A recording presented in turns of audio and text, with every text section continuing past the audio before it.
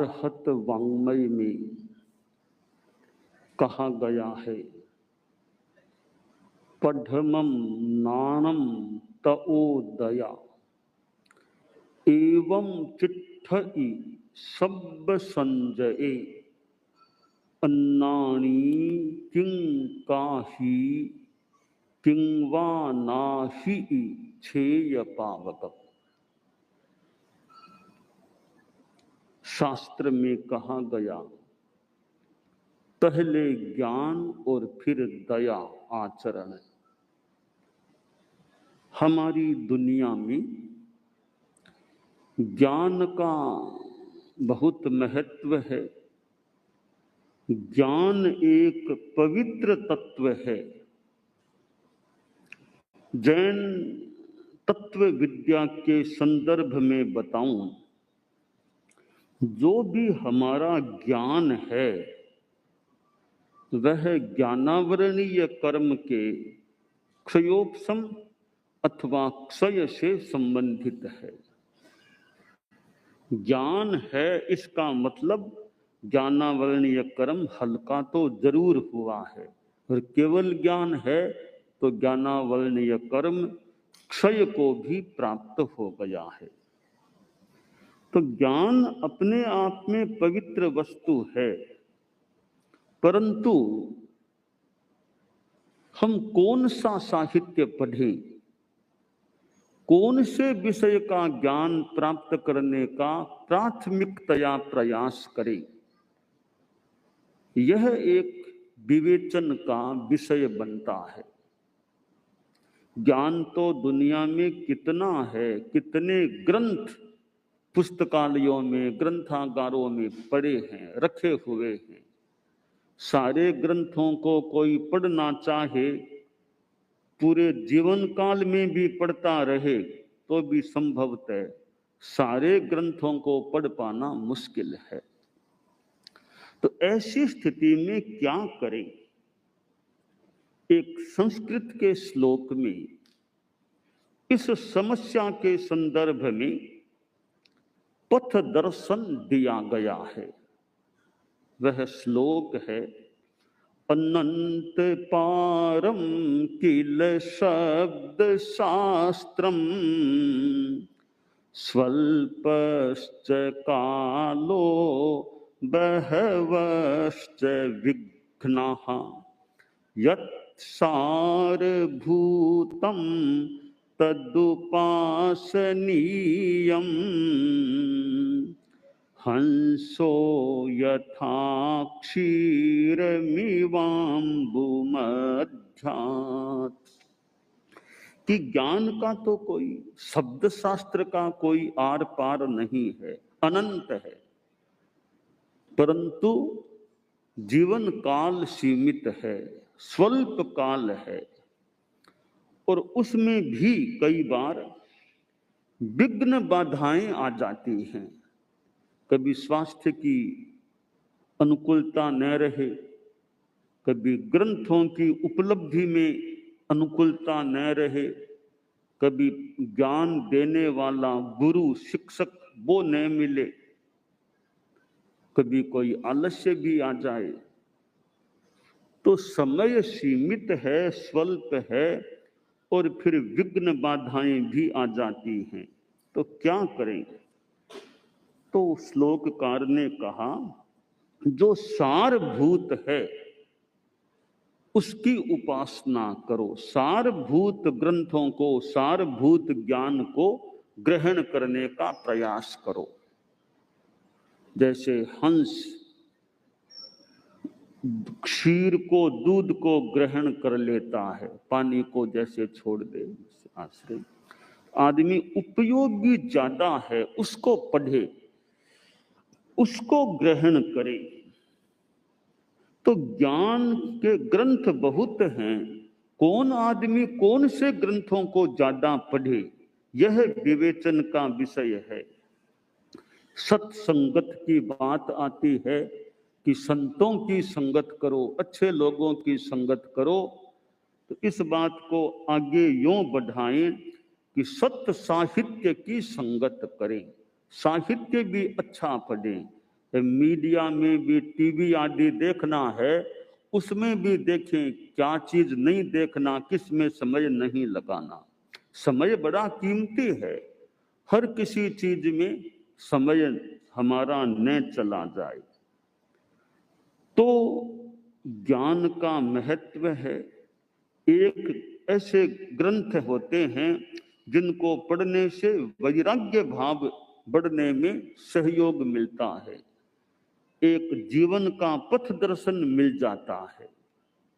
इसलिए जो कुछ बुद्धिमान लोग हैं, शिक्षित हैं, कुछ गहरे ग्रंथों को पढ़ने का प्रयास करें। गहरे ग्रंथ, डीप नॉलेज जिन ग्रंथों में हो उनको पढ़ें तो मानो बुद्धि का भी थोड़ा व्यायाम हो जाए या कुछ गहरी बात प्राप्त हो सके। तो ज्ञान और आचार, ज्ञान करो और फिर सम्यक आचरण करो।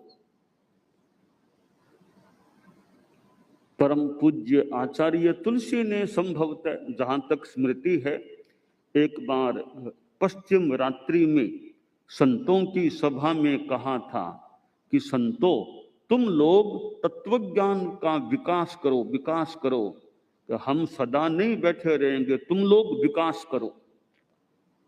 तो ज्ञान का विकास हो, तो ज्ञान का महत्व है, साथ में आचार का भी महत्व है। आचार शून्य ज्ञान और ज्ञान शून्य आचार दोनों मानो अधूरे हैं। आचार निर्कोरा ज्ञान है, अधूरापन। ज्ञान है आचार नहीं तो भी अधूरापन। नॉलेज एंड करेक्टर, ज्ञान और आचार दोनों जीवन में हो तो उसका जीवन, उस आदमी का जीवन बहुत अच्छा बन सकता है। एक पंडित था जो राजा का काफी एक अनुग्रह पात्र था। राजा उसको मान सम्मान देता और संस्कृत का विद्वान था, शास्त्रों का ज्ञाता था। राजा की भी रुचि रहती थी कि धर्मशास्त्रों की बातों को सुने। तो राजा ने पंडित जी से कहा कि आपको जब टाइम मिले, पंडित जी बोले मुझे तो टाइम ही टाइम है, आपको टाइम मिले तब मैं आ जाऊं। कहा ठीक, आप शाम के समय आ जाया करो, 4 से 6 बजे के बीच में जितने मेरे अनुकूलता होगी मैं थोड़ा आपसे शास्त्रों की, धर्म की बातें सुनना चाहूंगा।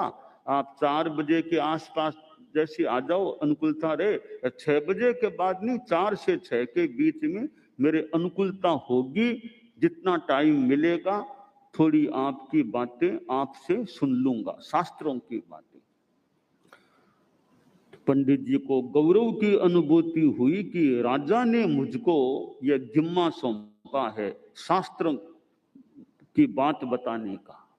तो पंडित जी रोज 4 बजे के आसपास राजा के कक्ष में आ जाते। राजा भी पंडित जी को मान सम्मान देता और टाइम जितना मिलता 10 मिनट 20 मिनट पंडित जी को निकट बिठा करके धर्मशास्त्रों की चर्चा करता, बातें सुनता, संस्कृत के श्लोक सुनता। कई दिन बीत गए। एक दिन पंडित जी के मन में प्रश्न पैदा हुआ कि राजा मेरा इतना मान सम्मान रखता है, इज्जत करता है, वो इज्जत मेरे ज्ञान विद्वत्ता के कारण से मुझे मिल रही है या मेरे आचरण के कारण से मिल रही है? इज्जत क्यों मुझे राजा देता है? ज्ञान के कारण से, पांडित्य के कारण से, या और मेरे अच्छे आचरणों के कारण से? यह परीक्षण करूं, किस आधार पर मुझे इतनी इज्जत मिल रही है। अगर कोई विद्वत्ता के कारण से ही इज्जत मिलती है तो वो मैं धारणा करूं, साथ में आचार का भी कारण है तो उसको भी अवधारित करूं। तो परीक्षा करना था। 1-2 दिनों के बाद पंडित जी, जो एक राजा के महल के एक तरफ भंडार था, भंडार में चले गए तो भंडार का जो अधीक्षक व्यक्ति था बेचारा खड़ा हुआ कि ये तो राजा के भी सम्माननीय हैं, तो खड़ा हुआ, बड़ा मान सम्मान दिया, दंडवत प्रणाम किया पंडित जी को। पधारिए पंडित जी पधारिए। हाँ सा आ गए आ गए। तो देखते हैं भंडारे में क्या चीजें हैं। तो अधीक्षक ने सोचा ये तो राजा के बड़े सम्मान्य, इनको अच्छी तरह दिखा दूं कहाँ क्या रखा है। तो अधीक्षक ने अलमारियां खोल खोल के दिखाया, यहाँ ये रत्न हैं, हीरे हैं, सोना है, चांदी, इतने केस रुपये रकम दिखा रहा था। जहां वो हीरे पड़े थे 15-20, पंडित जी ने 5-7 हीरे मुट्ठी में लिए, जेब में डाल लिए, चलते बने। भंडार के अधीक्षक व्यवस्थापक ने सोचा अरे क्या करूं, बड़े कीमती हीरे पंडित जी ने तो जेब में डाल लिए, चलते बने। अब कभी कोई वो गणना होगी तो ये कम मिलेंगे, तो मेरे पर आरोप आएगा कि भंडार के व्यवस्थापक ने हीरे चुरा लिए, मैं चोर कहलाऊंगा। क्या करूं, राजा को बता दूं बात कि पंडित जी ने हीरे ले लिए, तो राजा मेरी बात पर विश्वास भी कैसे करेगा कि पंडित जी जैसे आदमी चोरी थोड़ी करते हैं। क्या करूं, दोनों ओर से समस्या है। एकानी नदी और एकानी नार हो, यह स्थिति बन गई।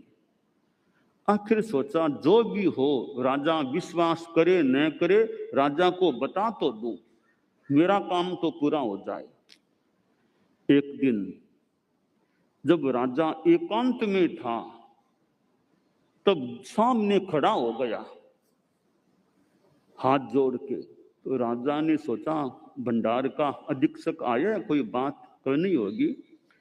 अपने सेवक से कहा कि भंडारी जी को अंदर लाओ। भंडारी जी आए, थोड़े बहुत डरूं फरूं से थे कि महाराज थोड़ा सा एकांत में निवेदन करना था, इसलिए मैंने, हालांकि ये आपका व्यक्तिगत विश्राम का समय है, मैंने बड़ी गुस्ताखी की, जो भी की, मुझे एकदम एकांत चाहिए था, इसलिए आपके विश्राम में थोड़ी बाधा ही पड़ेगी, संभवतः कोई एकांत बात बतानी है। तो बोलो भंडारी जी, कोई खास बात नहीं, बोलो आप। तो सेवक था उसको भी दूर कर दिया। अब राजा और भंडारी जी, भंडारी बोला महाराज एक बात निवेदन करने जा रहा हूं, मुझे लगता है आप मेरी बात पर विश्वास तो नहीं करेंगे, फिर भी अपना कर्तव्य मानते हुए मैं अपनी बात निवेदन कर रहा हूं। महाराज बात यह है कि 1-2 दिन पहले पंडित जी महाराज, जो महाराज के पास आया करते हैं शाम को, वो भंडार में आए थे। का पंडित जी भंडार में क्यों गए, उनका क्या मतलब भंडार से, उनको तो ज्ञान से मतलब है। ग्रंथागार में पंडित जाए तो समझ की बात है, भंडार में पंडित जी क्यों जाए, उनका क्या मतलब है। मैं पता नहीं, वो आ गए थे तो आ गए, तो मेरा काम तो उनका स्वागत करना ही था, पर तुम्हारा काम तो ठीक ही था। फिर क्या हुआ कि महाराज उन्होंने कुछ, उनकी भी इच्छा थी भी भंडारे में कहाँ क्या रखा है, मेरी भी इच्छा थी दिखाऊं पंडित जी को। मैंने अलमारियां खोल खोल के उनको दिखाना शुरू कर दिया, ये हीरे, ये रत्न, ये केस, ये चीज। तो महाराज मैं दिखा रहा था, जब हीरे दिखा रहा था तो पंडित जी ने मुट्ठी भर के कुछ हीरे लेके अपने जेब में डाल लिए और चलते बने। कहा नहीं पंडित जी कोई ऐसा काम, महाराज मैंने पहले ही कहा आप विश्वास नहीं करेंगे मेरी बात पर मैंने अपनी बात बता दी। भंडार अधीक्षक तो चला गया। अब राजा को नींद नहीं आ रही थी कि भाई पंडित जी ने ऐसा काम किया, यह बात सही है क्या। पर यह भंडारी भी मेरा काफी विश्वस्त आदमी है, तभी मैंने भंडार का जिम्मा सौंपा था संभाल का। अब यह भी झूठ तो नहीं बोलता जहां तक लगता है, थोड़ा ध्यान देना पड़ेगा क्या बात है। एक दिन कोई राजा का 2-4 दिन बाद विशेष समारोह था, तो उसमें पंडित जी को भी आना था। तो पंडित जी आए तो राजा ने फिर पंडित जी को सम्मान नहीं दिया। आंख उठा के देखा ही नहीं। पंडित जी यूं ही कहीं बैठ गए। तो पंडित जी को लगा कि असर तो आ गया राजा पर। फिर शाम के समय पंडित जी गए तो राजा की कोई सम्मानपूर्ण दृष्टि नहीं थी। तो पंडित जी बोले, महाराज क्या बात है, इन दिनों में मेरे पर कड़ी दृष्टि कैसे हो गई? कोई गुनाह हो गया हो तो फरमाओ, बाकी मैं तो आपका सेवक हूं, सेवा करने वाला हूं। कोई गलती हो गई तो कृपा कर फरमाओ। तब राजा बोला, पंडित जी कोई आप भंडार में गए थे क्या कुछ दिनों पहले? कि महाराज गया तो था। क्यों, आपका भंडार से क्या मतलब है? आप तो पुस्तकालय में जाओ तो ठीक है, पंडित लोग हो, भंडार में क्यों गए? महाराज कोई उद्देश्य था। अच्छा गए तो भंडारी ने आपका स्वागत सम्मान किया? महाराज बिल्कुल स्वागत सम्मान किया, सब दिखा दिया, कई अलमारियां दिखाई थी। तो आपने कोई वहां से कुछ लिया है क्या? महाराज कुछ लिया तो है। क्या लिया? कुछ हीरे लिए थे। पंडित जी आपने हीरे क्यों लिए? हीरे चाहिए थे तो आप मुझे कह देते, मैं आपको बख्शीश में हीरे दे देता, जितना दे सकता था। चोरी के रूप में यह क्या किया, फट उठा के बिना अनुमति के यूं ले लिए हीरे? यह तो बिल्कुल गलत बात है, एक तरह की चोरी का सा काम हो गया। आप जैसे पंडित ऐसा काम करेंगे तो आम जनता फिर क्या करेगी? कि महाराज जो भी अपराध गलती हुई, मुझे आप जो भी दंड दें स्वीकार है। कि पंडित जी आपने क्यों किया ऐसा? इतने आप विद्वान आदमी रे, मुझे मेरे पास बैठने वाले, शास्त्रों की चर्चा करने वाले। तो पंडित जी बोले, महाराज मेरे मन में प्रश्न हो गया था कि राजा मेरा सम्मान करता है वो ज्ञान के पांडित्य के आधार पर करता है या मेरा आचार भी उसमें सहभागी है?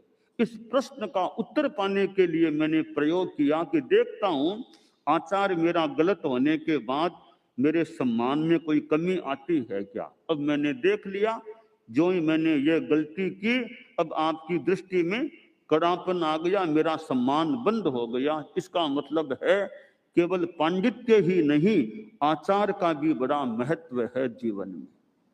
तो हमारे जीवन में कोरा ज्ञान है, आचार नहीं है, अधूरापन है। आचार है, ज्ञान बिल्कुल वैसे है ही नहीं तो भी कमी है। ये विद्यालय, महाविद्यालय, आज विश्वविद्यालय जगह जगह आज भी हम आए हैं, स्वामी नारायण संप्रदाय से संबद्ध है। तो विद्यालयों में ज्ञान के साथ आचार जब मिलता है तब विद्यार्थियों में परिपूर्णता आ सकती है। ज्ञान मिल गया, अंग्रेजी जान लिया, संस्कृत जान लिया, और भी विषय भूगोल खगोल पढ़ लिए, परंतु ईमानदारी में कमी, अहिंसा में कमी, संयम में कमी, अहंकार ज्यादा, इसका मतलब संस्कार अच्छे नहीं है। तो विद्यार्थियों में ये ज्ञान और संस्कार, ज्ञान और आचार, ये दोनों हों, श्रुत और शील, ज्ञान भी है, शील आचार भी है, तो एक विद्यालयों की ओर से बहुत अच्छा काम हो सकता है। विद्या संस्थान बहुत सफल हो सकते हैं जब वे विद्यार्थियों को ज्ञान और आचार दोनों प्रदान करने वाले हों, दोनों के शिक्षण को देने वाले हों। परम पूज्य आचार्य तुलसी आचार्य महाप्रज्ञ जी जीवन विज्ञान की बात, जो साइंस ऑफ लिविंग, तो यानी मूल बात है ज्ञान और साथ में अच्छे आचार का शिक्षण, यह हो। और न केवल विद्यार्थियों में, हमारे जीवन में ज्ञान भी रहे और साथ में अच्छा आचार भी हो।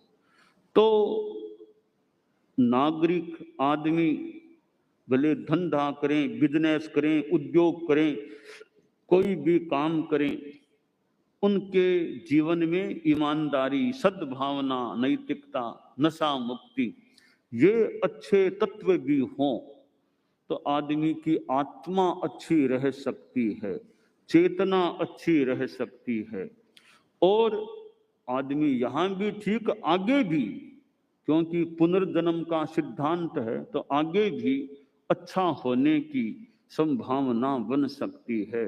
तो जितने ये धर्म संप्रदाय हैं, जैन हो, बौद्ध हो, स्वामीनारायण हो, और अनेक इस्लाम भी हैं, सिख हैं, ईसाई हैं, सनातन धर्म परंपरा आदि आदि हैं, इनमें जो संत हैं, धार्मिक हैं, विशेष धर्म कथा करने वाले हैं, वे कम से कम अपने अपने अनुयायियों को ये धर्म के संस्कार, अच्छे संस्कार, ज्ञान और साथ में आचार, ये दोनों ग्रहण करने की प्रेरणा देते रहें, अपने अपने अनुयायियों का जीवन अच्छा रहे, इस संदर्भ में जितना संभव हो सके प्रयास करते रहें, तो जनता कितनी अच्छी हो सकती है।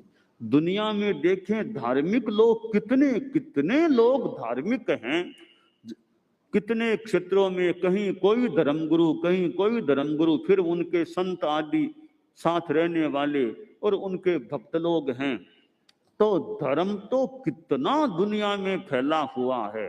अच्छी बात है, अहिंसा, संयम आदि के संस्कार दिए जाएं तो इस क्षेत्र में और ज्यादा यथासंभवतया जागरूकता हमारी रहे कि हम संत लोग जो हैं वो जनता को, अपने अनुयायियों को अच्छे संस्कार देने का प्रयास करते रहें, तो ये आदमी का कल्याण हो सकता है और आदमी कल्याण की दिशा में आगे बढ़ सकता है।